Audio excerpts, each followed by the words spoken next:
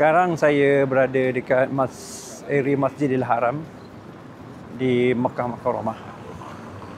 Tanah Haram lah basically. Dan pagi tadi saya selesaikan iaitu umrah pertama. So antara benda yang saya mungkin boleh kaitkan dengan basic dalam apa kita buat, terutamanya dalam trading. Tak kisahlah trading apa pun, yang penting dalam trading investing ialah mengenai foundation, mengenai steps, mengenai rukun. Kalau kita tengok bila contohnya lah untuk rukun dari segi secara Islamik lah. Saya tahu mungkin audiens saya ni mungkin ialah bukan non-Muslim, tapi saya share you apa yang pasal ritual agama ni. Yang satu lah kita pergi mikat, betul? Keluar daripada tanah haram, masuk, kemudian lakukan iaitu umrah 7 kali dengan bacaan tertentu di setiap penjuru. Kemudian kita lakukan sa'i, ada juga baca tertentu, kemudian tahallul, potong sedikit rambut ataupun bercukur.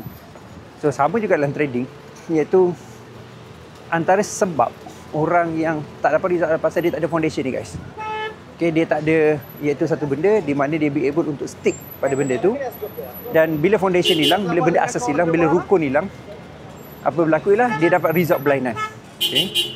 So jadi apa yang boleh buat you work sebenarnya dalam trading, apa yang boleh buat you work dalam itu result you, paling simple data you be able untuk jelas dapatkan result dari segi menggunakan rukun tertentu, menggunakan SOP tertentu dan ikut benda yang sama.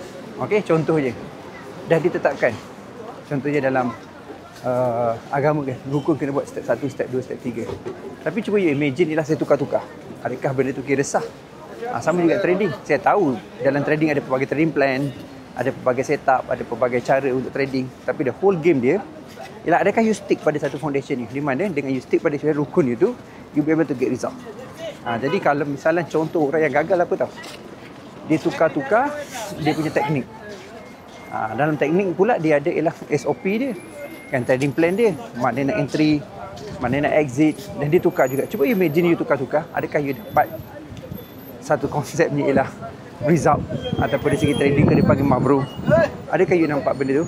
So benda ni antara benda yang saya nak you be able untuk understand dan be able untuk work with dari segi you punya trading. Benda ni simple tapi dia main peranan yang penting. Alright, boleh nampak yang clock tower besar ya dekat belakang tu. Okey. So clock tower yang besar tu dia jam besar di dalam area Masjidil Haram sendiri. Okay? Alright, so hopefully you faham. Satu ialah apakah you punya foundation, apakah you punya rukun, dan jangan selalu tukar. So benda ni penting untuk dapatkan result guys. Jumpa lagi dalam video seterusnya daripada Mekah Mukarramah.